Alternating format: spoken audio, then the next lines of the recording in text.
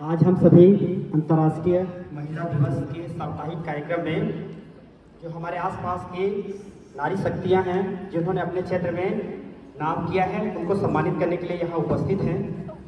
मैं अलका साहू मैम महाविद्यालय प्राचार्य महोदया को वंदन करता हूँ, अभिनंदन करता हूँ। और नीरज मैम ने जो अपनी बात रखी है, मुझे लगता है उसके बाद और कुछ कहने के लिए मेरे पास नहीं है शब्द। उनका दर्द एक सोने के पिंजरे में जैसे बंद कोई चिड़िया हो जिसके सपने भी हैं, जो कुछ करना भी चाहती है लेकिन चाहकर भी नहीं कर पा रही है। उन्होंने सच या समाज का एक क्रूर भयानक चेहरा हम सबके सामने रख दिया है। लेकिन मैं आशान्वित भी हूँ, आशावादी भी हूँ। आज जिस समाज में हम रह रहे हैं और जिस 21वीं सदी की हम बात कर रहे हैं, वहाँ अगर ये एक पक्ष है तो उसके दूसरे पक्ष भी है। कुछ बातें मैं आपके बीच शेयर करूँगा और इन 4 पंक्तियों के साथ सारे नारी शक्तियों को मैं वंदन करता हूँ कि जिस तरह हजारों फूल चाहिए एक माला पिरोने के लिए, जिस तरह हजारों फूल चाहिए एक माला पिरोने के लिए, हजारों दीपक चाहिए एक आरती सजाने के लिए, हजारों बूंद चाहिए एक समुद्र के लिए, लेकिन एक नारी ही काफी है एक घर को स्वर्ग बनाने के लिए, एक घर को स्वर्ग बनाने के लिए। चाहे वो माँ के रूप में हो, बेटी के रूप में हो, बहन के रूप में हो या चाहे प्रेमिका के रूप में हो, सब सुख दर्द सह करके अपनी फर्ज निभाती है। इसीलिए वो नारी कहलाती है, इसीलिए वो नारी कहलाती है। और जब वो अपने आपे पे आती है, जब वो अपने आपे पे आती है, अपना जब रूप दिखाती है तो पूरी सृष्टि पर तांडव मचाती है। जैसे माँ दुर्गा है, जैसे रानी लक्ष्मीबाई है, जैसे दुर्गावती है, वो बिल्कुल वैसे ही हो जाती है। जैसे जब बिजली चमकती है तो आकाश बदल देती है, जैसे जब बिजली चमकती है तो आकाश बदल देती है, जैसे आंधी उठती है तो दिन रात बदल देती है। अगर नारी शक्ति गरजती है तो इतिहास बदल देती है, इतिहास बदल देती है। आज हम इस अंतर्राष्ट्रीय महिला दिवस को मना रहे हैं। मनाने का एक ही उद्देश्य है कि उस नारी शक्ति के अधिकार का हम सम्मान करें, उनको वो जगह दें जिसके लिए वो लायक है। इसीलिए ये महिला दिवस हम मना रहे हैं। इसके पीछे काफी लंबा इतिहास रहा है।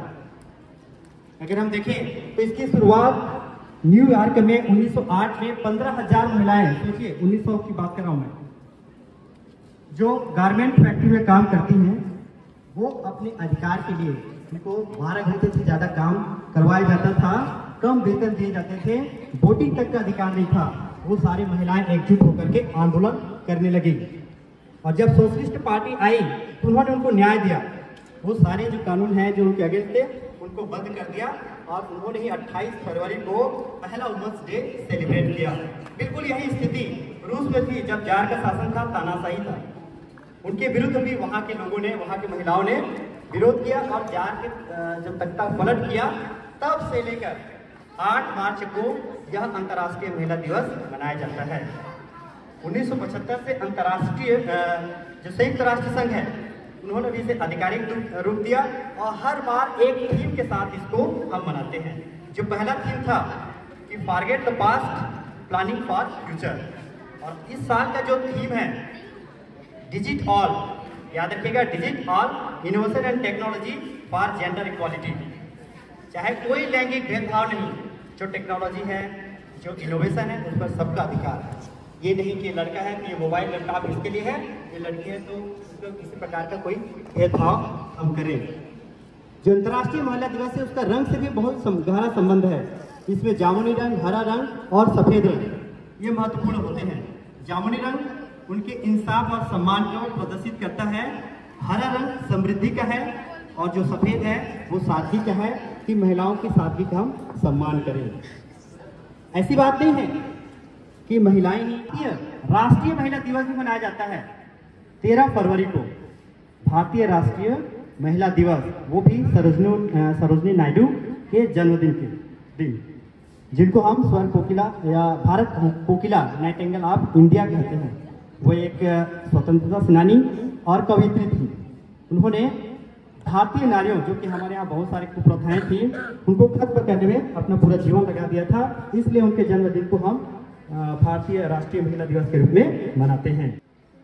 जहाँ महिलाएं अपनी आवाज को मुखर नहीं कर पाती, वो एक घर के अंदर ही सिमट के रह जाती हैं।